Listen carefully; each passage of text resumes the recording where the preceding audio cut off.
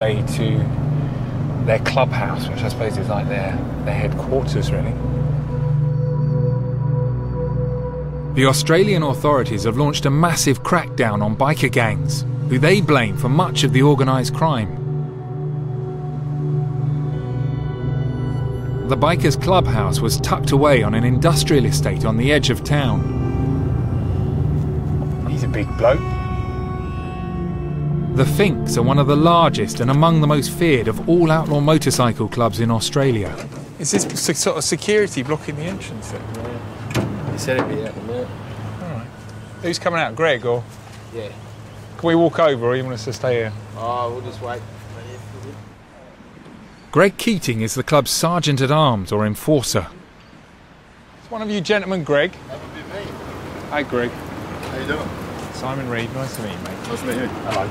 Well, thanks for agreeing to see us. Yeah, no worries. I gather it's not something you do very often. No. Harry. Harry. Yeah. Hello, mate. Simon Reeve, nice to meet you too. How are you? Very well, thank you. Hello, sir. Ferret. Simon. Ferret. How you going, mate? The Finks had called together some of their local members to put on a show of strength for us.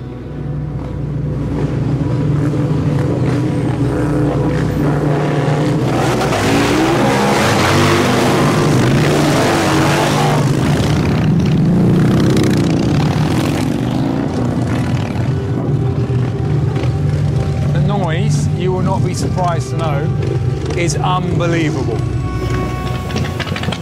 Members of outlaw motorcycle clubs say they're enthusiasts brought together by a love of motorbikes, and it's unwise to mess with their machines.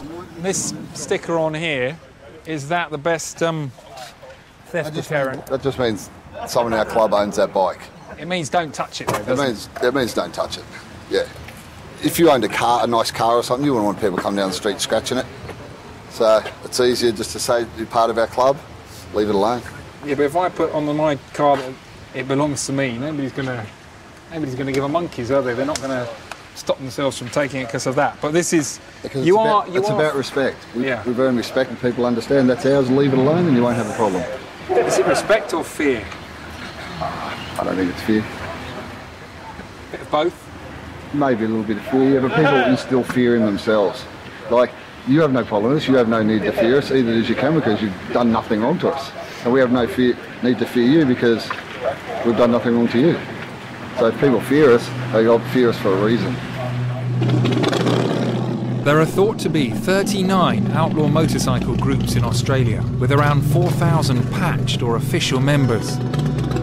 So, gentlemen, tell us about this place. See our gym where we train. Every gym's got to have a stripper pole. It's not a gym without a stripper pole. Which one of you gets the honour?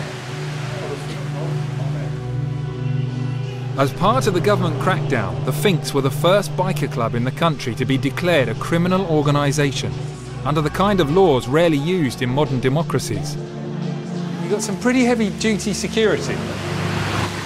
You don't leave your front door open at home. You sit out in the backyard. Yeah, but I don't put a vehicle across the entrance to my street, do I? 2013, eh?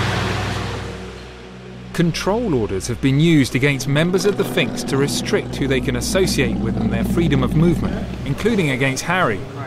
Bikers say they're being made scapegoats and the laws are an infringement of their human rights. I'm virtually under house arrest. You don't look like you're under house arrest, Henry. Well, I'm controlled, aren't I, Simon? I can't talk to my next door neighbour. I'm not allowed to talk to my next door neighbour. Why? Because it's not a member of my immediate family. Right. I can't talk to my next door neighbour. I can't go to a pub, a club or a restaurant. It's something you would think that only China or maybe Burma. And you see these things and you think, you know, for years, and you've seen all those issues overseas, and you'd never think that it happened in Australia. Several bikers have already been arrested for breaking their control orders. Even talking to a TV crew like us could get someone like Harry arrested. You've got a jacuzzi spa in the back here. Yeah. Every gym should. I saw one report that said 45 of your members at least have got criminal convictions. Is that Is that true? You need to look at what the criminal conviction is. Okay? And most of them would be small things as speeding offences. They said we had 1,500 convictions. That's why we're a criminal organisation. But what sort of convictions were they and how were they dealt with? And they were only dealt with by way of fines. And the interesting part about it was, when we had a good look at it, and the lawyers had a good look at it, what we found is most of the offending was done by members before they joined the club. And the offending dropped once they joined the club. Are you trying to say that the club actually reduces crime? Absolutely it did. With these particular people, it reduced crime. It reduced their offending. And it reduced their offending because you have a sense of family here and a brotherhood. The police say your members have been involved in murder, beatings, robberies, and that you're a criminal organisation involved in, quote, serious criminal activity. Look, if that's the case, we're assured there are adequate laws in place right now that can deal with those people. There is no need for any legislation to be introduced that takes away the rights of everybody in this country. I think these ladies have just got into the tank behind us as some sort of distraction or diversion, I suspect. No, that's just how we roll. We're going to stay focused on our It won't divert us. intense questioning. No. But look, I hear what you're saying about it's a club of members. Can you not see how intimidating and terrifying you guys look from the outside to your average Australian citizen who's going about paying their taxes? I mean, Ferret, look at yourself, mate. You're covered in ink. You look a scary bloke. People have been getting tattooed for 5,000 years. The Australian public, I know, don't have that perception. They don't have that fear. You said, that they're scared of you and they're intimidated. Are they intimidated? Because I don't know any that are. Bikers are now challenging the draconian new laws in the courts, and they've even got some human rights groups on their side. But the police claim they're criminal gangs, and the government here shows little sign of backing down. Well, that was one of the more extraordinary encounters I have had, I have to say.